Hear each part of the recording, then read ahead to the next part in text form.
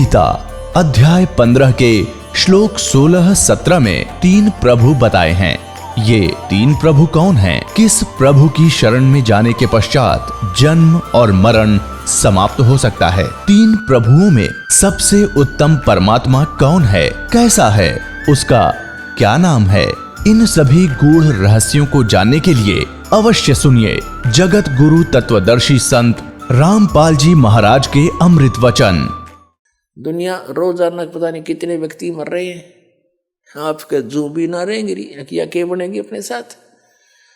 तो परमात्मा कबीर जी हमें बताते हैं कि ये लोक रहने का नहीं है। आगे गए ना बावड़े रहते भी सब जाही, बिन साहेब की बंदगी कहीं ठोड़ ठिकाना नहीं। परमात्मा हमें याद दिलाते थे, जैसे मोती ओस का ऐसी तेरी आव, कहे कबीर करो बंदगी बहुर न ऐसा दाव। ये मनुष्य जीवन एक दाव लगा हुआ होता है, और संत मिल जाए परम संत, वो उससे भी अधिक दाव होता है। दाव माने कुछ समय का कुछ ही समय होता है, उसमें काम करगे तो करगे ना, फिर बात बिगड़ जाती है, उसको दाव कहते हैं। मौका सा लग जाए। परमात्मा हमें याद दिलाते हैं कि बिन साहिब की बंदगी कहीं ठोर ठिकाना ना। पुण्यात्मा कबीर परमात्मा जी कहते हैं, कबीर ये माया अटपटी और सब घट आन अड़ी, किस किस को समझाऊं या कुएं भांग पड़ी। प्रत्येक व्यक्ति को नए सिरे से इसी तरह निर्मल करना पड़ता है। वो जहां भी जिस ज्ञान पर आधारित है, जिस देव की पूजा कर रहा है, जिस भी मजहब धर्म में वो जन्मा है, उसमें कति सेट हो जाए। और काल भगवान ने कहा था कि भिन्न भिन्न प्रकार के मत बना के, धर्म बना के कलयुग में, और भिन्न भिन्न पंथ बना के सारे मानव को भ्रमित कर दूंगा, और कोई भी यथार्थ ज्ञान से परिचित नहीं होगा। कबीर परमात्मा से कहा था कि जब तुम कलयुग में आओगे, 5500 वर्ष बीतेंगे। कबीर साहब ने कह दिया था उस दिन कि जब 5500 वर्ष बीतेंगे तब हम अपना अंश पठाएं। तो काल ने कहा था कि जब तुम्हारा अंश आवेगा उस समय तक तो ऐसा कर दूंगा, ये भक्ति योग्य को नहीं रहेंगे। कलयुग में कोई शराब पी रहा है, कोई मांस खा रहा है, कोई सिगरेट पी रहा है, कोई चोरी, कोई रिश्वत, और कोई अलग अलग साधना पर दृढ़ हुए बैठे। देव और धाम पुजाऊं या विद जीवों को भरमाऊं, और बेशक जाओ जोग जीत संसारा, जीव न माने कहा तुम्हारा। जीव तुम्हारा कहा न माने, हमारी ओढ़ हो बाद बखाने। और वो एक रखा है। अब परमात्मा की चर्चा करके देखो, किसी भी पंथ वाले से या किसी मजहब धर्म वाले से वकील बने बैठे हैं, यानी परमात्मा के विरोध में बोलते हैं उस अपने सुने सुनाए लोक वेद के आधार से।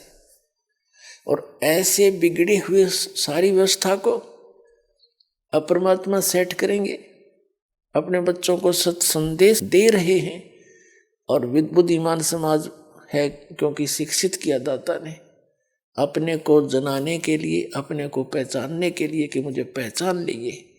इस मनुष्य जीवन का केवल एक का उद्देश्य है, परमात्मा की शरण मिल जा। ये विश्वास दृढ़ हो जा कि ये भक्ति सही है और ये भगवान पूर्ण है। मोक्ष और सतलोक स्थान है जहाँ हम जाकर कभी मरते नहीं। तो फिर यहाँ आज से राष्ट्रपति बन रहा है कोई किसी देश का, 1 मिनट में मृत्यु हो जाए, अगले जन्म में पशु। बता क्या क्या महिमा हुई है। चाहे उसकी बाद में भी स्टेच्यू बना के पूजे जाओ जनता, और वो की तब पशु बना फिर रहा है, तो क्या खाक महिमा बनी है। तो परमात्मा हमें याद दिलाते हैं, कुछ सोचो समझो विचार करो मैं क्या कहना चाहता हूं। चारों युग में संत पुकारे, कूक कहा हम हेल रे, हीरे माणिक मोती बरसे, यो जग चुगता ढेल रे। ढेल माने डले कंकर।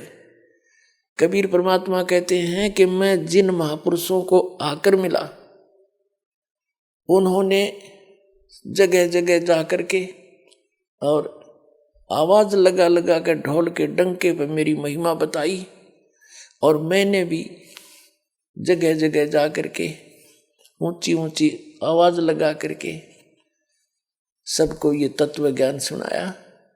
और इस ज्ञान को कोई स्वीकार नहीं करते। हीरे माणिक मोती बरसे, यो जग चुगता ढेल रे। ये सत साधना और ये यथार्थ तत्व ज्ञान रूपी हीरे मोती और ये माणिक हम बरसा रहे हैं, इनको कोई स्वीकार नहीं कर रहा। आन उपासना, आन साधना और शास्त्र विरुद्ध साधना के ऊपर दृढ़ होकर लगे हुए हैं। वो कौड़ी उन डलों को, कंकर पत्थर को इकट्ठा किए बैठे हैं, उसको चुग रहे हैं। चारों युग में मेरे संत पुकारे और कूक कहा हम हेल रे, हीरे माणिक मोती बरसे, यो जग चुगता ढेल रे। कहते हैं पर भी लेन जात है दुनिया, हमरा ज्ञान किने नहीं सुनिया। ये कहीं पर ये लग जाता है कुंभ का मेला, वहां पर भी लगेगी, उस पर भी में कोई नहा ले तालाब में, तन्नों का बेड़ा पार हो जाएगा। ये कोई बात हुई है कहीं किसी शास्त्र में प्रमाण? शास्त्र कौन से हैं? पवित्र वेद, पवित्र गीता, ये गॉड गिवन स्पिरिचुअल नॉलेज है। और बाकी जो पुराण हैं ये श्री ब्रह्मा जी द्वारा दिया गया ज्ञान है। जैसा उन्होंने अपना अनुभव और जैसा वो वेदों को समझ सके, वो अपना अनुभव और अन्य जो जानकारी उसको प्राप्त थी, क्योंकि सबसे पहले वही इस काल के पुत्र हैं, सबसे बड़े वही पहले जन्मे हैं, और उनसे ही सब ने ज्ञान ग्रहण किया। तो पुराणों में जो साधना की विधि है, यदि वह वेदों और गीता से नहीं मिलती है तो यूजलेस है, वो शास्त्र विरुद्ध है। वेदों और गीता में कौन सा मंत्र है? ओनली ओम मंत्र, ओम, ओनली वन। इसके अतिरिक्त जो भी साधना अन्य जो किए जाते हैं वो शास्त्र विधि को त्याग कर मनमाना आचरण है, वो यूजलेस है। और फिर दूसरा जो कंप्लीट जो ज्ञान है, स्पिरिचुअल नॉलेज है, आध्यात्मिक ज्ञान है, वो परमात्मा ने स्वयं आकर अपने मुख कमल से अपनी वाणी में बोला है, उसको तत्व ज्ञान कहते हैं। गीता जी अध्याय नंबर 4 के श्लोक नंबर 32 में गीता ज्ञानदाता ने कहा है कि जो जानकारी आपने गीता अध्याय नंबर 4 के श्लोक 25 से लेकर 31 तक आपने प्राप्त किया, मैंने बताया। कोई ऐसे साधना करता है, कोई देवताओं की पूजा करता है, कोई व्रत रखता है, कोई योग अभ्यास ही करता रहता है, और कोई स्वाध्याय करते हैं, कोई तीक्ष्ण अहिंसावादी व्रत रखते हैं, जैसे मुंह पर पट्टी बांध ली, नंगे पैरों घूमते हैं। ये सभी अपनी साधनाओं को पापनाशक जानते हैं, यानी सही मान कर रहे हैं। यदि इनको पता लग जाए सही नहीं, तुरंत छोड़ देंगे, कौन करेगा उसको? फिर गीता अध्याय नंबर 4 के श्लोक नंबर 32 में कहा कि इस प्रकार के यज्ञ यानी धार्मिक अनुष्ठानों की जानकारी ब्रह्मण मुखे सचिदानंद घन ब्रह्म की वाणी में, या इन्होंने अनुवाद गलत कर रखा, अनुवादकर्ताओं ने ब्रह्मण मुखे का अर्थ कर दिया ब्रह्म वेद की वाणी। यहाँ है सचिद, ब्रह्मण माने सचिदानंद घन ब्रह्म अर्थ होता है इसका। जैसे गीता अध्याय नंबर 17 के श्लोक नंबर 23 में गीता ज्ञानदाता कहता ओम तत्सत इति निर्देश ब्रह्मण त्रिविध समर्थ है। उस सचिदानंद घन ब्रह्म, वहां इन्होंने ब्रह्मण का अर्थ इन्हीं अनुवादकर्ताओं ने सचिदानंद घन ब्रह्म लिखा है। इसको परम अक्षर ब्रह्म भी कहते हैं कि उसके पढ़ने का ये 3 मंत्र का जाप है, ओम तत्सत। ओम तो सीधा ब्रह्म का, सरपुरुष का, और तत् ये सांकेतिक है, ये अक्षर पुरुष का, और सत भी सांकेतिक है, ये परम अक्षर पुरुष का, परम अक्षर ब्रह्म का, सचिदानंद घन ब्रह्म के का अपना मंत्र है। इन तीनों की प्रैक्टिस से, तीनों के अभ्यास से, जाप से उस परम अक्षर ब्रह्म के उस स्थान की प्राप्ति होगी जहां जाने के बाद साधक फिर लौटकर कभी संसार में जाते। और फिर उस गीता अध्याय नंबर 4 के श्लोक नंबर 32 में यहाँ ब्रह्मणे अर्थ को आपने सच्चिदानंद घन ब्रह्म समझना। सच्चिदानंद घन ब्रह्म की वाणी में धार्मिक अनुष्ठानों की जानकारी यानी धार्मिक यानी भक्ति मार्ग का कंप्लीट ज्ञान बहुत विस्तार के साथ लिखा गया है, बोला गया है उसने अपने मुख कमल से। वो तत्व ज्ञान है। चौथे अध्याय के 34वें श्लोक में गीता ज्ञानदाता कहता उस तत्व ज्ञान को किसी तत्वदर्शी संत के पास जाकर समझ, उनको दंडवत प्रणाम करने से, कपट छोड़कर नम्रता पूर्वक प्रश्न करने से वो तत्वदर्शी संत तुझे परमात्म तत्व का, उस तत्व ज्ञान का उपदेश करेंगे। इससे सिद्ध है कि गीता ज्ञानदाता उस तत्व ज्ञान से परिचित नहीं है। यदि वो परिचित होता तो एक अध्याय और बढ़ा देता 19वां, उसमें लिख देता। तो उसने कहा कि नहीं, वो ज्ञान तो तत्वदर्शी संत ही बता सकते हैं, और वो सच्चिदानंद घन ब्रह्म ने अपने मुख कमल से बोला होता, वो तत्व ज्ञान है। उस तत्व ज्ञान में कंप्लीट कोर्स है जो वेदों और गीता के अंदर 4 वेदों का ज्ञान है, श्रीमद् भगवत गीता में। और फिर उसमें संकेत दिया है कि वो तत्वदर्शी संत की खोज करो तो सच्चिदानंद घन ब्रह्म की वाणी में कंप्लीट कोर्स है। उसमें जो मंत्र हैं वो इस दास के पास उपलब्ध हैं, जो आपको प्रारंभ से ही दिए जाते हैं।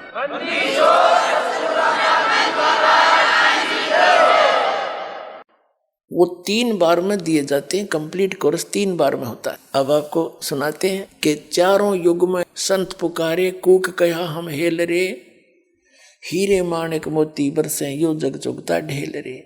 पर भी लेन जात है दुनिया, और हमारा ज्ञान किने नहीं सुनिया। हम इतना अनमोल ज्ञान लिए फिर रहे हैं, हमारा कोई नहीं सुनता। वहाँ जो उस तालाब में नहाने के लिए सारे इकट्ठे हो जा, पर भी लेन जाते हैं। उस पर भी में तुम मोक्ष मानते हो, परमात्मा कहते हैं। यदि आप उस केवल उस थोड़े से समय में, पर भी के समय में, कुछ समय सीमित होता, घंटा 2 घंटे का, कि उस दौरान जो स्नान कर लेगा उस स्थान पर उसका मोक्ष हो जाएगा। कबीर साहब कहते हैं तुमसे पहले उसमें मछली, जीव जंतु, कीड़े नरे घूम रहे होते उस पानी में, वो तो सदा पर भी ना हो, वो क्यों ना मुक्त होते।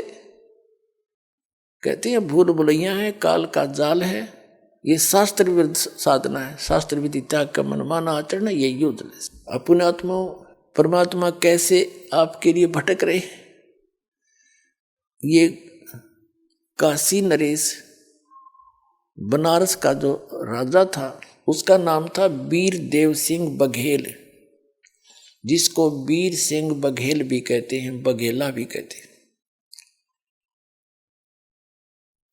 और पुण्यात्माओं, परमात्मा उन प्यारी आत्माओं को खोजता है जो कभी किसी जन्म में मालिक की शरण में रहे हैं। कबीर साहब कहते हैं गोता मारूं स्वर्ग में और जा बैठूं पाताल, कहे कबीर मैं ढूंढता फिरूं अपने हीरे मोती लाल। अब जैसे पहले तो परमात्मा ने कुछ महापुरुषों को मिले, स्वयं जाकर के अपना ज्ञान समझाने की चेष्टा की, लेकिन हम सारा कुछ देखकर भी उस मालिक को पहचान नहीं सके। और आप जी अब जो मालिक ने फार्मूला अपनाया है, अब तो बहुत सीधा कर दिया दाता ने। पहले तो प्रत्येक के पास जाते थे, उसके साथ मत्था पचाई करते थे, कभी वो विरोध करता था, कभी सुनता था, कभी नहीं सुनता था, कभी उसका कोई दूसरा गुरु आकर के भ्रमित कर देता था। कबीर साहब के बड़े बड़े काम को बिगाड़ देते थे। लेकिन अब परमात्मा ने आपको शिक्षित किया, दास को इस योग्य बनाया कि उसके ज्ञान को, उस परमात्मा के दिए ज्ञान को उसके बच्चों तक सरल करके भेज दूं। और पुस्तक बनवाई, बच्चों ने पुस्तक बनाई दास के सत्संगों से, और वो आप तक भेजा। वो परमात्मा पहुंचे आपके पास, चिट्ठी गई दाता की। कहते हैं गोता मारूं स्वर्ग में और जा बैठूं पाताल, कह कबीर ढूंढता फिरूं अपने हीरे मोती लाल। अब ये तरीका अपना लिया दाता ने। टीवी जो खोज है, इंटरनेट वगैरह जो बनाए हैं, ये कंप्यूटर बनवाए हैं, ये मनुष्य स्तर की खोज नहीं है। उस परमात्मा ने, सत्य पुरुष ने ये बुद्धि दी उस जिन वैज्ञानिकों को, और ये बनवाया। किस लिए बनवाया? कि मेरे बच्चे शिक्षित हैं, घर बैठे इस मेरे ज्ञान को मेरे से परिचित होंगे, मुझे पहचानेंगे, घर बैठे अपना लेकर रजाई करके टीवी ऑन और बैठ जा। सत्संग आता है दास का, कबीर परमात्मा की महिमा का यो सुने, सीडी लगा ले और पुस्तक पढ़ के अब परमात्मा को पहचानेंगे। ये इसलिए दिया ये ज्ञान, नहीं तो यही मानव था। 4 युग बीत गए। पिछले इतिहास देख लो, ये राजा लोगों को तो हम बड़े महान मानते थे। इनका के वाहन होता था, कहते घोड़े गदड़ गदड़ गदड़ गदड़ चले जाते उसमें, और या फिर एक रथ, एक रेड उषा जिसमें 4 खच्चर दौड़ के 5 उन्हें घसीटे अंडा करते। ये वाहन थे। राज क्या बनवा दिए? तो वो परमात्मा का दिया हुआ ज्ञान है। ये जो सब कुछ बनवाया है कबीर परमेश्वर ने आपके लिए तैयार करवाया। पहले 3 टीवी चैनलों ने समाज कति बिगाड़ दिया, काल न प्रयोग कर लिए, और अब इनका सदुपयोग करेगा दाता, अपने बच्चों को ये ज्ञान सुनाएगा। कुछ दिनों के बाद आप देख लेना, बकवाद करके सब थक चुके हैं और इससे कुछ हासिल नहीं होना। मानसिक टेंशन रहनी, बकवादों में बच्चे बढ़ गए, ऐसे कपड़े पहन के करते लकड़े हैं लड़की और लड़के बड़े बड़े शहरों में, माता पिता की आंखें नीचे हो जाती हैं। ये किसने दिया देन? किसकी देन है यार? ये इस मीडिया की देन है जो इसका दुरुपयोग कर रहे हैं, और इसी मीडिया को परमात्मा सदुपयोग के लिए प्रयोग करेगा। एक दिन आएगा, सब समझेंगे। इनमें दूसरी चीज नहीं पावेगी, या तो सिंपल समाचार होंगे या परमात्मा की महिमा चला करेगी, दूसरी बात चलन नहीं देगी जनता।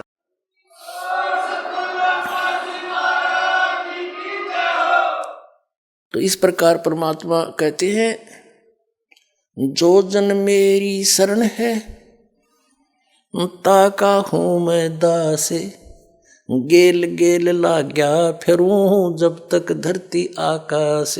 एक वीर देव सिंह बघेल काशी नरेश काशी शहर के राजा थे। वो परमात्मा की प्यारी आत्मा थी। पुण्यात्माओं, जो अब समय चल रहा है ना, ये पिछली पीढ़ी का, इसमें कंप्लीट कोर्स मिलेगा जो भी यहाँ इस शरण में आओगा, कबीर परमेश्वर की शरण में इस दास के माध्यम से आएगा, और उसकी एक मंत्रते घड़ी की कीमत बनने लग जाएगी।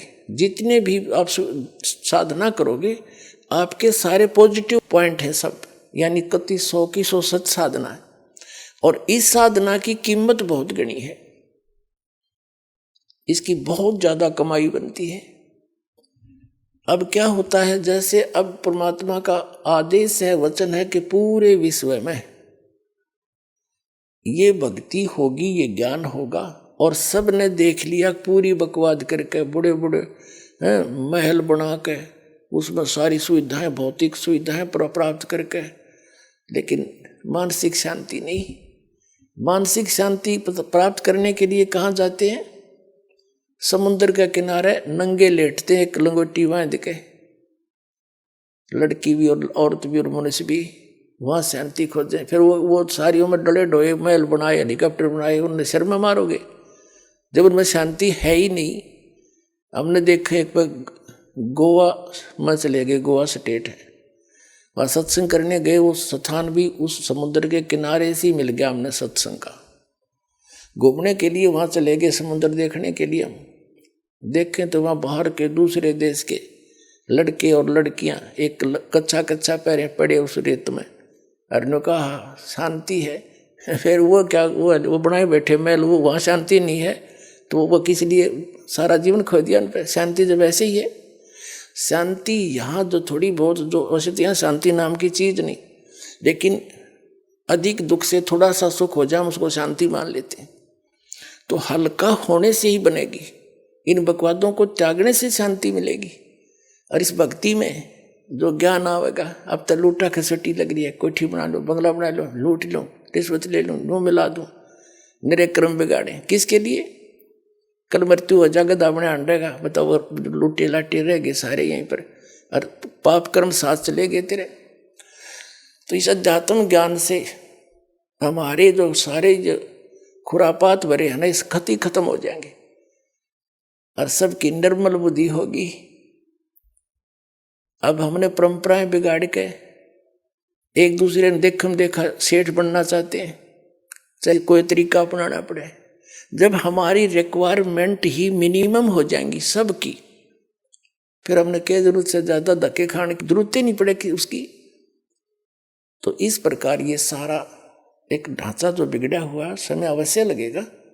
बुद्धिमान समाज है, दास देख रहा है, बहुत सहर्ष स्वीकार कर रहे हैं दास के इन वचनों को, क्योंकि सबको आवश्यकता है इसकी। अब जैसे प्रश्न चल रहा कि आप जी अब पूरे विश्व में जाएगा, ये सभी भक्ति करा करेंगे।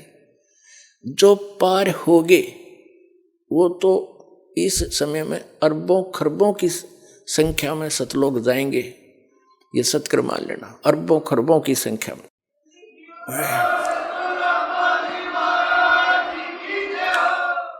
और इसी भक्ति को करते करते और मूढ़मती जो पार नहीं हो सके यहीं रह गए, तो उनकी बहुत ज्यादा इस यथार्थ भक्ति साधना से बहुत ज्यादा भक्ति बन जाएगी और वो यहीं रह जाएंगे, काल पकड़ लेगा। जैसे सेठों को, साहूकारों को और बदमाश लूटते हैं, तो ये निरंजन जो है काल, ये बदमाश विलियन है, ये खलनायक है। इनको ले जाएगा ऊपर, सबसे ऊपर होटल में, वहां इसने ब्रह्मलोक के अंदर नकली सतलोक, नकली अलखलोक, नकली अगमलोक और नकली अकयलोक बना रखे। तो इनके सभी, और जैसे प्रथम मंत्र आपको दिए जाते हैं इन कमलों को खोलने के, इन देवताओं के, तो इनकी कमाई इनके लोकों में बर्बाद करवाओगा और ये सब के लोकों में इनके कमीशन है। इन्हें तो रेस्टोरेंट खोल रखे इन सारे ने, ब्रह्मा विष्णु महेश गणेश ने, दुर्गा नरसिकाल ने, और वहां आप साहूकार हो, इस भक्ति से बन जाओगे। वहां जाकर आपसे टैक्स लेता है, कहीं 10%, किसी पर उसके आगे अलग अलग वो स्थान है, किसी पर 25%, किसी में 15%। आपकी पूंजी से अपना गुजारा कर रहा है वो। और आपको जैसे होटल में इंसान जाता है तो वहां वो कुछ नहीं कर सकता, उसने खर्चा करना होता है। सुविधा कुछ भी ले लो, बेल बजाओ, सब सामान सामने खाने का आ जाएगा, लेकिन जेब उसकी ढीली हो रही है। तो ऐसे ऊपर ले जाएगा आपको, फिर वापस पटकेगा जब कति वहां से खोखले हो लोगे, फिर भी इतने पुण्य बच जाएंगे, यहां राजा बना देगा। और परमात्मा कहते हैं वो इतने दयालु हैं, उनको पता है कि ये नालायक फिर रह गया यहीं पर, फिर शुरुआत करते हैं उसको समझाने और बुझाने की। इसी प्रकार ये वीर देव सिंह बघेल उन्हीं पुण्यात्माओं में था जो कभी इस सतयुग के, इस बिचली पीढ़ी के समय में भक्ति करता करता रह गया, और फिर तो हजारों युगों तक ऊपरी रखता ये काल, नीचे पंजे नहीं टिकने देता, क्योंकि यहीं आकर भक्ति बने। बाकी तो ऊपर अपना कमाई खानी है, बर्बाद करनी ना समझ पाओ, क्योंकि वहां इसने इतने नकली तोचले बना रखे हैं, भूल भुलैया कर रखी है। इंद्रजाल कहते हैं जिसको, इंद्रजाल बना रखे हैं वहां पर। तो ये फिर यहीं ठाते हैं परमात्मा को, यही पकड़ते हैं दयालु, फिर आते हैं उनके निकट। उससे पहले काल इतना ज्ञान भरवा देता नकली संतों से कि हमारे पिता ने हमारे निकट आने में भी बहुत समय लगता है, बहुत प्रयत्न करना पड़ता है अपने के पास आने के लिए। वीर देव सिंह बघेल धार्मिक व्यक्ति था, क्योंकि पिछले जन्म का पुण्यकर्मी प्राणी था, सतगुरु की शरण में रहा था। जैसे इस पिछली पीढ़ी में अपने आत्माओं, एक बार भी जो हंस इस नाम को ले लेगा परमात्मा वाले को, ठीक है वो नहीं गया, फिर उसने छोड़े नहीं भगवान, ठीक है वो यहाँ वापस रह गया तो समय तो फिर बढ़ गया, पता नहीं कितनी बार गधा बनेगा, कितनी बार कुत्ता बनेगा, सुअर बनेगा, फिर कभी मनुष्य जीवन मिलेगा। जब परमात्मा दया बख्शेंगे वो समय कब आएगा, कितने युगों के बाद आएगा। ये पीक टाइम, जो प्राइम टाइम अब आ रहा है, और इसमें जो आपको अवसर मिला है, ये तो असंख्य युगों के बाद आपका दाव लगा है। और इसमें चूकियों मतियों को बालकों के गीत नहीं है, डूम बाट के गीत नहीं है, गॉड गिवन ज्ञान है, परमात्मा बताया हुआ है।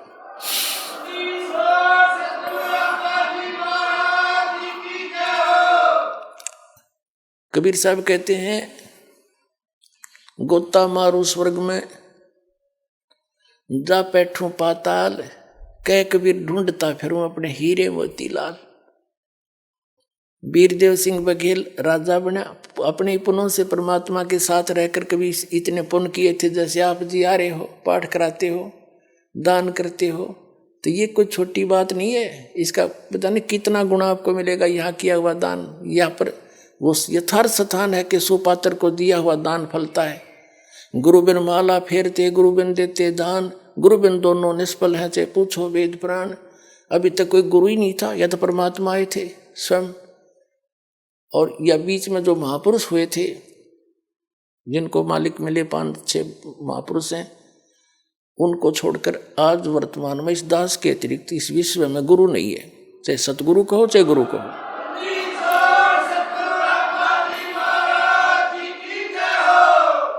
तो यहाँ किया हुआ दान आपको बहुत गणा फल देगा, यहाँ भी सुख देगा, और फिर चलोगे जब यहाँ से उसमें बड़ा सहयोग मिलेगा, और नाम की कमाई वो अलग से रहेगी। तो ऐसे परमात्मा दयालु उस प्यारी आत्मा वीर सिंह बघेल के लिए भटक रहे थे। एक दिन उस वीरदेव सिंह बघेल ने अपने बाग में, जो उसका रेजिडेंस भी उसी बाग में था, उसके दूसरे किनारे पर अलग से स्थान बना रखा था साधु संत फकीरों के रुकने का, और वहीं वो उनसे अनुष्ठान कराया करते थे, जैसे सत्संग करा लेते हैं। 10-20 भगत संत बुला कर सत्संग कराते थे, जैसे पहले बगैर ज्ञान के सभी ऐसे लकीर पीट रहे थे। ऐसे उसने सत्संग का जो समय निर्धारित कर रखा था, साधु संत आगे वह सत्संग कर रहे थे, श्रोता बैठे थे, क्योंकि राजा सत्संग करावता आम आदमी चला जाता है वहां पर, बहुत से श्रोता भी बैठे थे। और ये राजा लोग केवल एक फॉर्मेलिटी करते हैं, जैसे बुला लेंगे किसी ने, भाई हमारे पाठ कर दिए, और वो पाठ कर देगा, पंडित जी बैठ के एक अलग से कमरे में, राजा लोग सैर सपट्टे को घूमते रहते हैं, वो करें जाओ पाठ। ऐसे वो सत्संग करा रहे थे, वो सत्संग कर रहे थे, राजा अपने महल में विश्राम कर रहा था। अब परमात्मा कबीर जी पहुंचे वहां पर, एक सिंपल से वेश में, भगत के वेश में। तो वो संत कैसे हैं, लाल पीले कपड़े पहन रहे होते, माला मूला डाल रखी होती, तिलक विलक लगा रखे होते हैं, वो संत वेशभूषा मानी जाती थी। तो वो संत बैठे, अलग आसन दे रखा, जो सत्संग करने आ रहे थे, श्रोता अलग बैठे थे। परमात्मा उन श्रोताओं में बैठ गए, एक दास की तरह, श्रोता की तरह। उन्होंने सत्संग फरमाया, श्री विष्णु जी की महिमा गाई, श्री कृष्ण जी की, श्री राम की।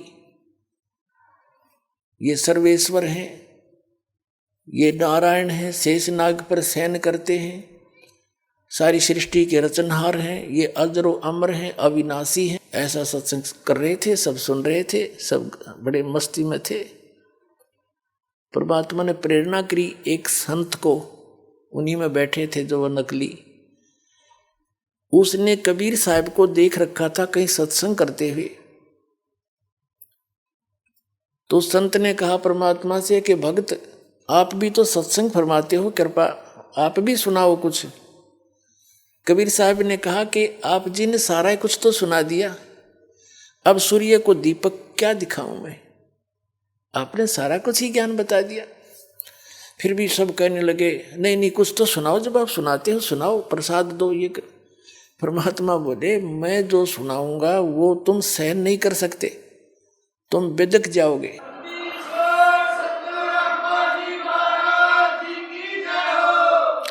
तुम मेरे साथ झगड़ा ठानोगे। साधु संत कहने लगे नहीं नहीं हम झगड़ा क्यों ठानेंगे, उन्हें क्या पता था तेरी जड़ निकाल लेंगे। उन्हें सोची यो राम कृष्ण की सुना देते होंगे, हनुमान की सुना देगा, और कोई बेलड़ी और राम की कथा सुना देगा, उन्हें तो ये सोचा था। सब ने बार बार कहा तो परमात्मा बोले ले सुन लो तो दो बोल मेरे। क्या बताने लगे, गुण तीनों की भक्ति में ये भूल पड़ो संसारे, कह कबीर निज नाम बिना कैसे उतरो पार। तीन देव की जो करते भक्ति उनकी कदे ना होवे मुक्ति। मेरे साधो भाई मोहे सब जग भूला पाया। मेरे साधो भाई सब जग भूला पाया। इसी भूल में ब्रह्मा भूला जिसने वेद सरसाया। इसी भूल में ब्रह्मा भूला जिसने वेद सरसाया। वेद पढ़ियो पंडित भूला वो सार शब्द ना पाया। मेरे साधो भाई मन सब जग भूला पाया। मेरे साधो भाई सब जग भूला पाया। इसी भूल में विष्णु भूला जिन वैष्णो पंथ चलाया। इसी भूल में विष्णु भूला जिन वैष्णो पंथ चलाया। तीर्थ व्रत का बड़ा महात्म बहुविध जीव फसाया। मेरे साधो भाई सब जग भूला पाया। इसी भूल में शंकर भूला जिन भिक्षुक पंथ चलाया। इसी भूल में यु शंकर भूला जिन भिक्षुक पंथ चलाया। सिर पे जटा हाथ में खप्पर घर घर अलख जगाया। मेरे साधो भाई सब जग भूला पाया। इसी भूल में भूले मच्छंदर जिन संगल दीप बसाया। इसी भूल में भूले मच्छंदर जिन संगल दीप बसाया। और विषय वासना के वश होके अपना योग नसाया। मेरे साधो भाई मन सब जग भूला पाया। इसी भूल में मोहम्मद भूला जिन नाराय मजहब बनाया। इसी भूल में मोहम्मद भूला जिन नाराय मजहब बनाया। पर तरिया सिंह फिरा भटकता लिंग और मूछ कटाया। मेरे साधो भाई सब जग भूला पाया। कह कबीर सुनो भाई साधो इस भूल का भेद न पाया।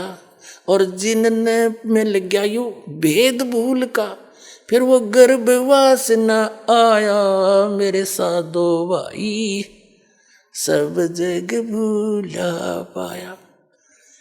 गगन में आग लगी बड़ भारी। गगन में आग लगी बड़ी भारी। यो ब्रह्मा मर गया रे विष्णु मर गया। यो शिव जी मरया लटाधारी। इतना कंधे हो तब देख गए जैसे उबलते हुए तेल में छीट पानी के छींटे लाग जा। क्या बकवास कर रहा है चुप हो जा। तूने क्या बकवास सुना रहा है। ब्रह्मा विष्णु महेश भी मरते हैं देखो झूठ बोलता है ये करता। परमात्मा बोले मन कह तलन दो सारी।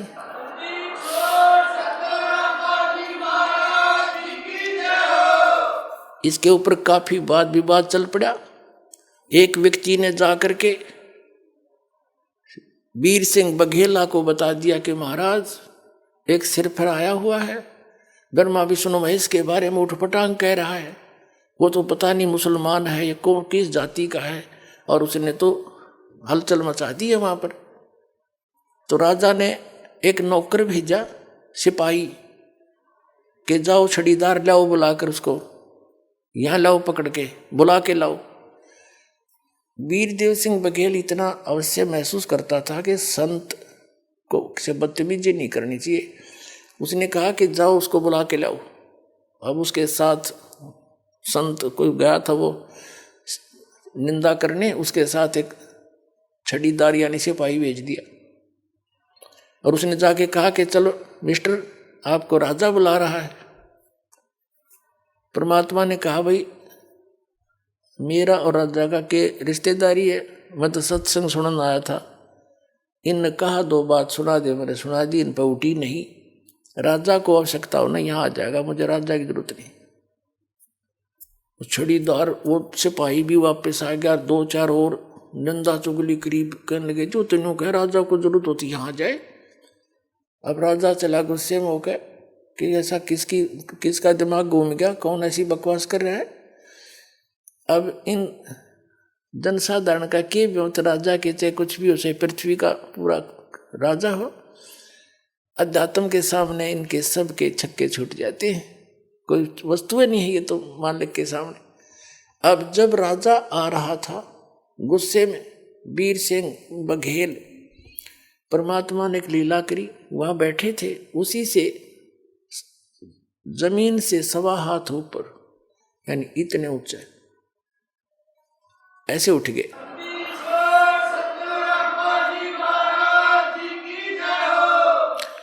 जमीन से 1.25 हाथ ऊपर आसन रुक गया परमात्मा, और नीचे खाली कुछ नहीं, वहां बैठे। केवल वीर देव सिंह बघेल को दिखाई देते, और को वो जमीन पर बैठे दिखाई देते हैं। वीर सिंह ने पूछा कौन है कि ये बैठे? वो देखे तो जमीन पर कुछ है भी नहीं, यहां बैठे।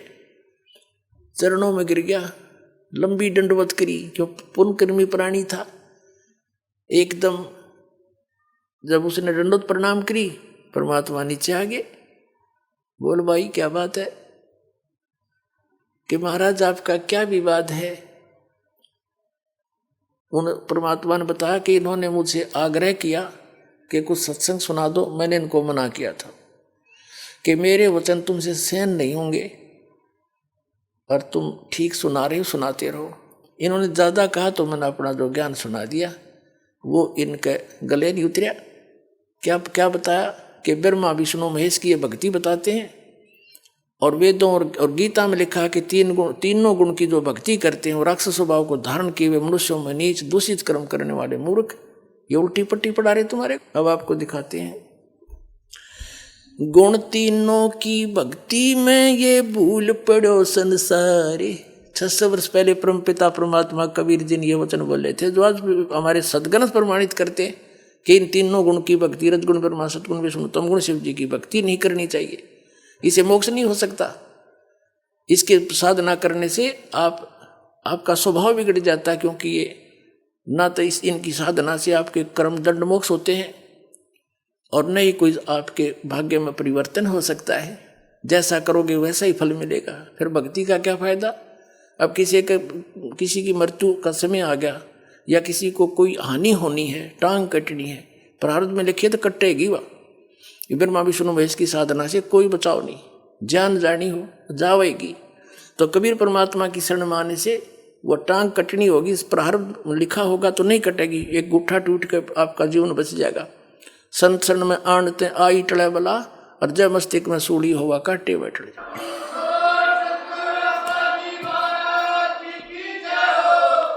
अब आपको दिखाते हैं परमात्मा ने क्या कहा था।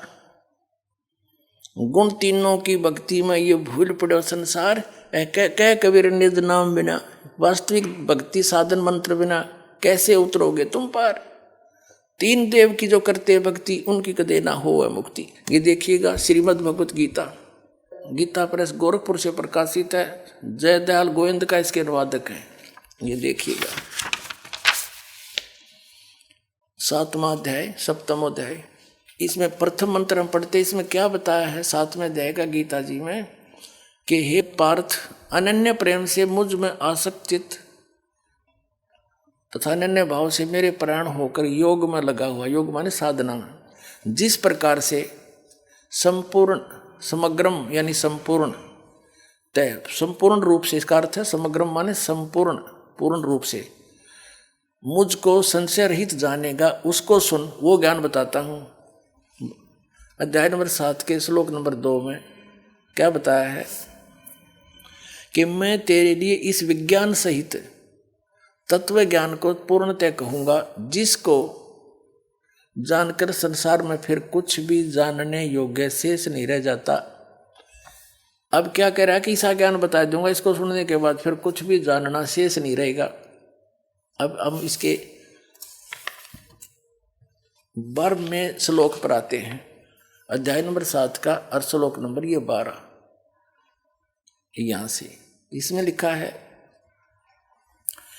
और भी जो सतगुण से उत्पन्न होने वाले भाव हैं, जो रजोगुण से तथा तमोगुण से उत्पन्न होने वाले भाव हैं, उन सबको मुझसे ही होने वाले हैं, ऐसा जान।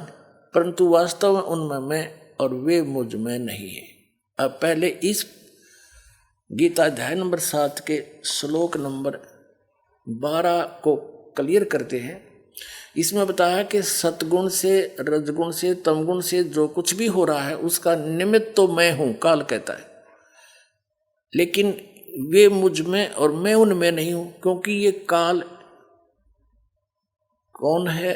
ये ब्रह्मा विष्णु महेश जी का पिता है, और इसने इन तीनों पुत्रों को एक एक गुण युक्त बना दिया। रजगुण ब्रह्मा जी, सतगुण विष्णु, तमगुण शिव जी। इनके द्वारा क्या हो रहा है? रजगुण ब्रह्मा जी के अंदर से निकल रही वो तरंगे हमें प्रभावित करती हैं, जिस कारण से हम संतान उत्पत्ति के लिए विवश हो जाते हैं। सभी प्राणी संतान उत्पत्ति करते हैं काम वासना से प्रभावित होकर के, और फिर यहाँ के सुख सुविधा के लिए ठाठ पाठ की बकवादों को उसी के दबाव में हम सब खोज रहे। ये उससे हो रहा है। फिर सतीथी यानी मोह ममता एक दूसरे में,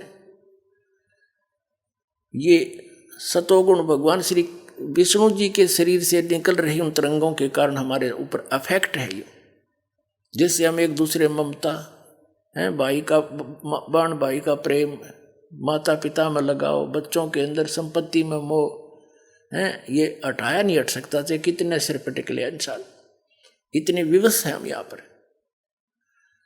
और फिर तीसरा तमोगुण भगवान शंकर का अपने पता ही है, संहार करता है। कहते हैं इन तीनों से जो कुछ भी हो रहा है इसका मुख्य कारण तो मैं ही हूँ, निमित्त तो मैं ही हूँ, लेकिन ये मुझ में नहीं, मैं इनमें नहीं, क्योंकि इनसे अलग रहता है, इनसे गुप्त रहता है अलग से।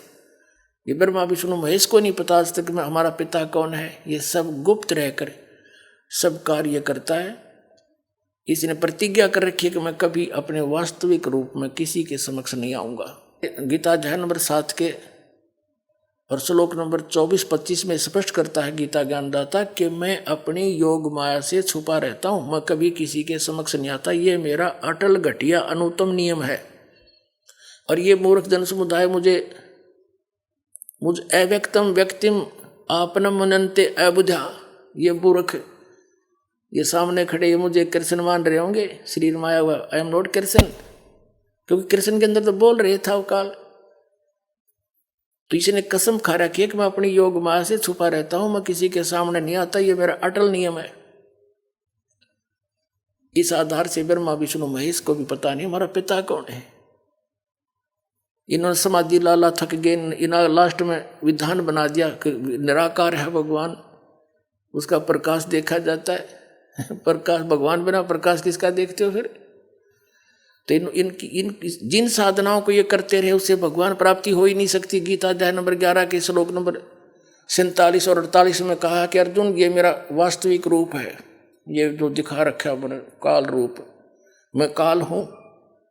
और इस मेरी प्राप्ति ना वेदों वर्णित विधि से, ना किसी जप से, ना तप से, ना किसी क्रिया से, अर्थात वेदों और गीता में वर्णित विधि से परमात्मा प्राप्ति नहीं हो सकती। अन्य और कुछ सुविधा मिल जाती हैं, ब्रह्मलोक में चले जाते हैं, सिद्धियां आ जाती हैं। इस कारण से इन्होंने वेदों अनुसार जो साधना की उसे भगवान तो मिला नहीं, अपने अनुभव की पुस्तकें बना दी, उपनिषद वगैरह और पुराण। अब परमात्मा ने आकर फिर इस यथार्थ ज्ञान को बताया। तो अब क्या बताना चाहते हैं कि इन तीनों गुणों से जो कुछ हो रहा है ये काल कह रहा है, रजगुण ब्रह्मा से, सतगुण विष्णु से, तमगुण शिव जी, उसका सब का निमित्त मैं हूं।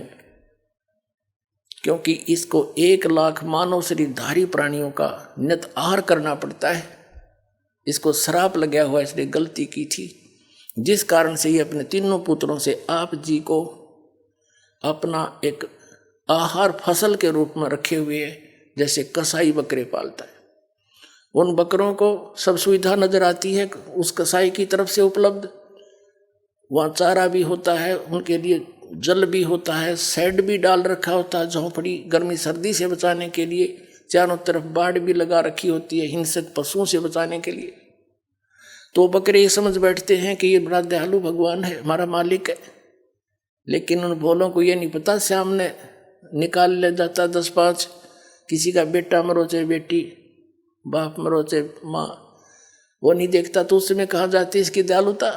तो यहाँ की सुविधाएं देखकर यहाँ पर काजू किस्मत सेब संतरे और सुंदर आहार देखकर, कणक देखकर, गेहूँ बाजरा ज्वार और ये सब गर्मी सर्दी की मौसम झरने झरने देखकर हम ये सोचे हैं भगवान बड़ा दयालु, हमारे लिए कितनी व्यवस्था कर रखी है। और जब दयालुता कहाँ जाती है, पूरा परिवार का परिवार एक्सीडेंट में मारे जाते हैं।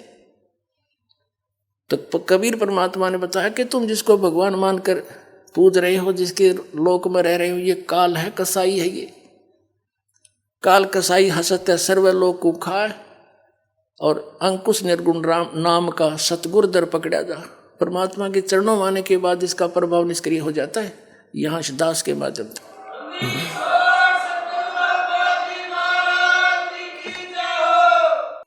अब ये सिद्ध करते हैं कि रजगुण ब्रह्मा, सतगुण विष्णु, तमगुण शिव जी है। ये देखिएगा अपने ही सदग्रंथों में श्री शिव पुराण गीता प्रेस गोरखपुर से प्रकाशित है।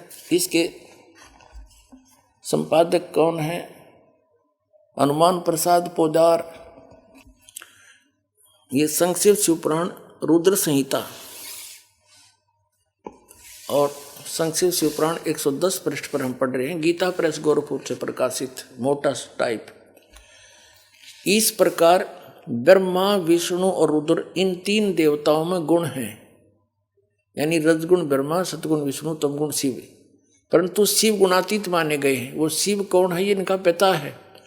ये वास्तविक रूप में नहीं आता, किसी कभी ब्रह्मा के रूप में आ जाता, कहीं विष्णु के रूप में। शिव पुराण में ये शिव के रूप में आया, जिस कारण से इसकी महिमा अलग से बनाई।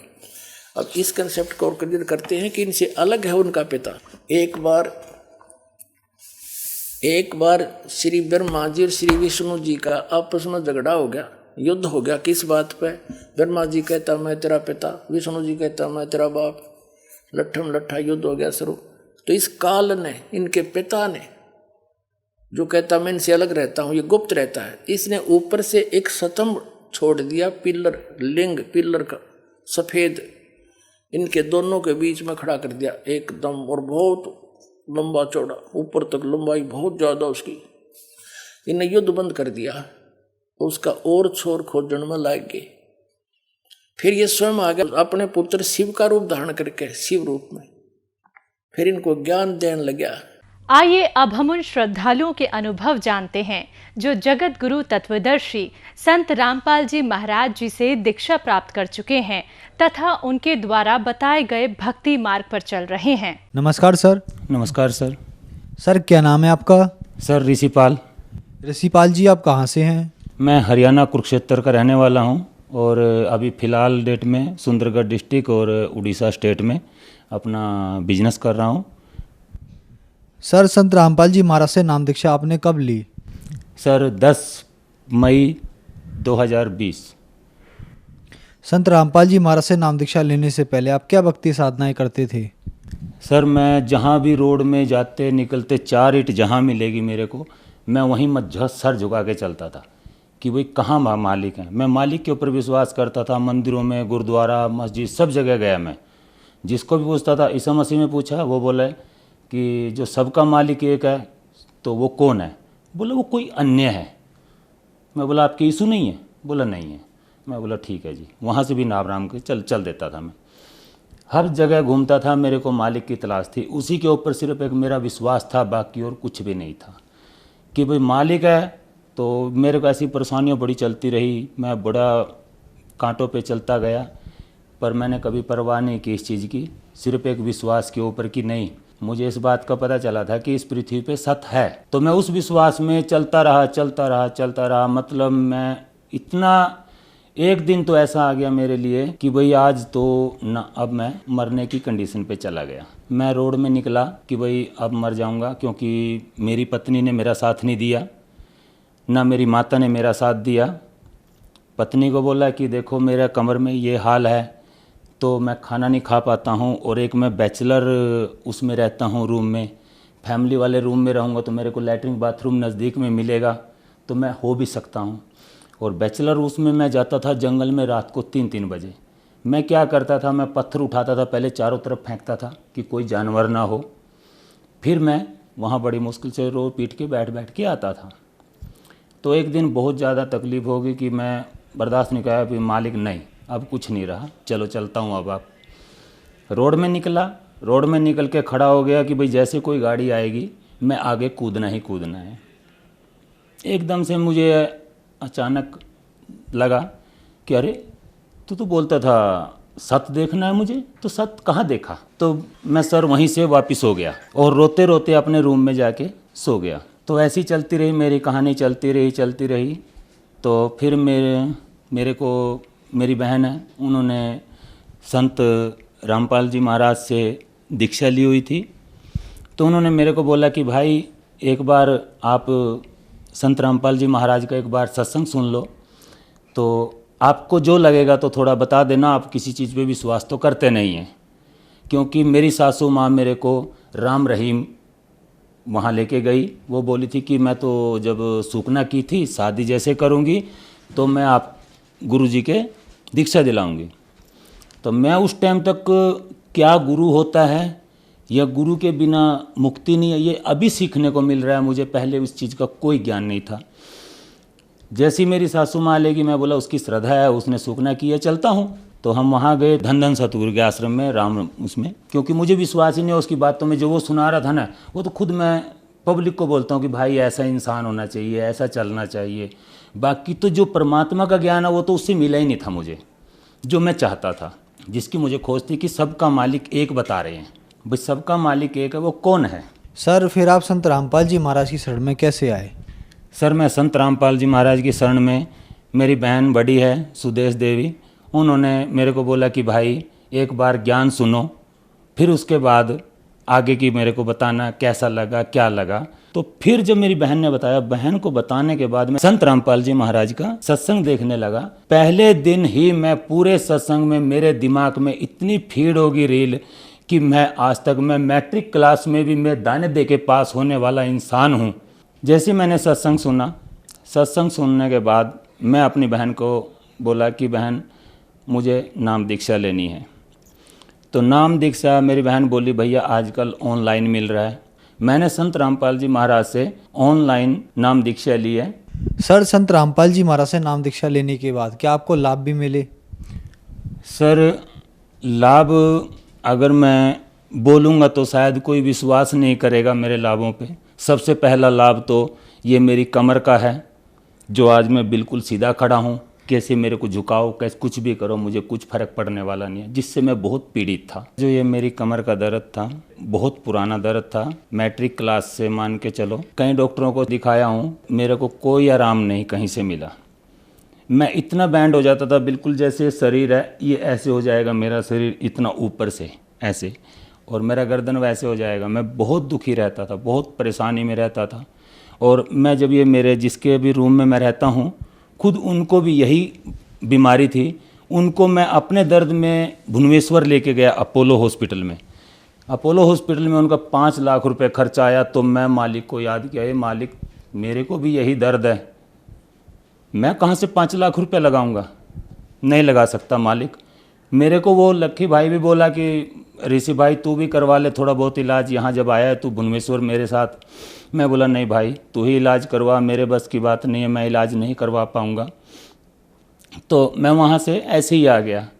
ये इस दर्द का कोई भी इलाज नहीं था, मुझे बिल्कुल क्लियर पता है, क्योंकि ये जो पेन किलर है मैं खुद अपनी आंखों से देखा हूँ। डॉक्टर पहले सबसे साइन करवाते हैं कि सक्सेस तो ठीक, नहीं सक्सेस तो ठीक।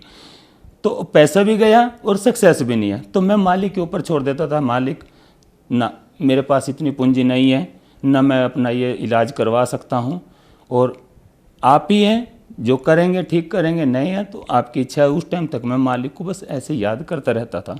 संत रामपाल जी महाराज से दीक्षा लेने से 2 महीने के अंदर मुझे ऑटोमेटिक फील होने लगा कि यार तेरे कमर में जो दर्द था वो कहाँ गया। तो फिर मैं अपने आप को तोड़ना मोड़ना शुरू किया कि कहीं ना कहीं तो फंसा हुआ मिलेगा। तो मैं पूरा शरीर को तोड़ फोड़ लिया, पर मुझे आज तक कोई दर्द नहीं हुआ। ये उसके बाद मेरे को जो पंडितों ने बताया था कि तेरी 40 साल में मौत है। सर मैं काल ने मेरे को 2 झटके दिए हैं मौत के। स्कॉर्पियो में पहले तो मैं बाइक से गिरा तो सामने मेरे से गाड़ी आ रही थी, तो मैं गिर गया। ये मेरे हाथों में निशान है, अभी भी मेरे पास फ़ोटो भी रखी है मोबाइल में, वो दिखा सकता हूँ मैं कि मैं कैसे पड़ा वहाँ पे।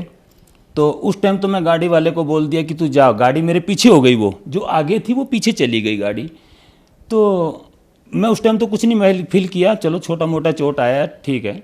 तो मैं जो वो जिंदल वाला गाड़ी है उसको जाके मैं पूछने लगा, भाई साहब कल जब मेरा गिर गया था मैं रोड में तो तूने क्या देखा? बोला भाई मैंने देखा कि तेरे ऊपर से मेरा गाड़ी निकल चुका है। मैं अपने आप को कुछ नहीं बोल पाया, मैं वहीं सुन हो गया, क्योंकि मैं सीन पहले देख के आया हूँ, बाइक गिरा के अपने उस स्टैंड को अपने को बना के, पर जब उसके मुंह से सुना तो बिल्कुल वहीं सुन पड़ गया कि नहीं, संत रामपाल जी महाराज समर्थ हैं, उन्हीं ने मेरे को ये जीवन दिया है। बिल्कुल मैं इतना क्लियर बोल दूंगा कि भाई हाँ, आज मेरे साथ जाके देख सकते हैं, पूछ सकते हैं। दूसरा चांस फिर घटना हुई मेरे साथ उसी 10 दिन के बीच में, टिंकू घाटी में मेरा 50 की स्पीड में घाटी में पूरा स्पीड में स्कॉर्पियो उतर रहा है, तो मेरा स्कॉर्पियो के ब्रेक बिल्कुल फेल, कोई पैडल काम नहीं कर रहा है ऐसे, बिल्कुल भी नहीं। तो मेरा एकदम से झटका गया, मेरे को सिर्फ मालिक संत रामपाल जी महाराज याद आए कि भाई ए मालिक, भाई मैं क्या करूं? तो भाई अब तो पलटना है, अब तो कोई बचने का चांस नहीं था हमारा। तो ऐसी जॉब करते करते मेरे दिमाग में सामने मेरे को पेड़ दिखा कि मेरे दिमाग में आया चल तो इस गाड़ी को ना साइड से पेड़ में ठोक दे, ताकि कम से कम गाड़ी टूटेगी, आदमी तो सेफ रहेंगे। तो जैसे ही मैं उस पेड़ की तरफ ठोकने के लिए रोड से उतारने लगा तो साइड में लक्की मेरे को बोल रहा है, अरे तू क्या कर रहा है, क्या कर रहा है? उसकी तरफ मेरा कोई ध्यान नहीं गया, मेरा दिमाग में सिर्फ मालिक कि भाई आप ही हैं, जो भी कुछ है मैं कुछ नहीं कर सकता। मैं पेड़ में जैसे ठोकने लगा तो ये 2 उंगल का फैसला पेड़ में और मेरी स्कॉर्पियो में थोड़ा ऐसे जाम होगी जैसे स्टैचू बन जाता है। जैसी बंद, मैं गाड़ी को एकदम से बंद किया, बैक गियर में गाड़ी को खड़ा किया और अपने संत महाराज रामपाल जी को याद करके चेयर पे बैठ के उस पर बैठे बैठे 2 मिनट तक नाम जपा और उसके बाद मैं नीचे उतरा। स्कॉर्पियो का किसी को भी पूछ सकते हैं, अगर स्कॉर्पियो का एक बार तेल लीक हो गया ब्रेक का तो उसके चारों चक्के में से एक चक्का भी काम नहीं करेगा। वो कैसे रुका वो मुझे ही पता है, मेरे संत रामपाल जी महाराज ने ही उसको रोका है, इतना बिल्कुल क्लियर कट है मुझे इतनी बात का।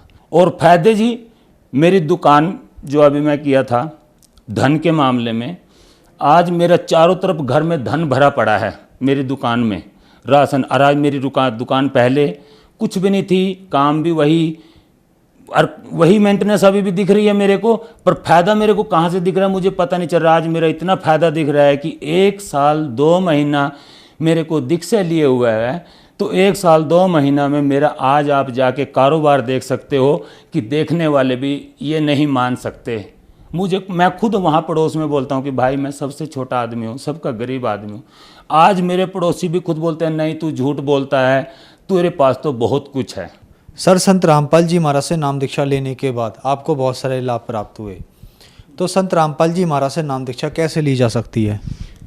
सर, संत रामपाल जी महाराज का बहुत सारे चैनलों में आज सत्संग आ रहा है, उनके नीचे एक पीली पट्टी चलती है, उसमें नंबर लिखा गया है, मोबाइल नंबर, उससे आप संपर्क कर सकते हैं। नामदान सेंटर जो आपका नज़दीकी होगा वहाँ आपको पूरा डिटेल दी जाएगी कि भैया आपके पास का नामदान सेंटर वहाँ है और आप वहाँ जाइए और वहाँ से ज्ञान प्राप्त करें और संत रामपाल जी महाराज से दीक्षा लीजिए। धन्यवाद सर। धन्यवाद सर।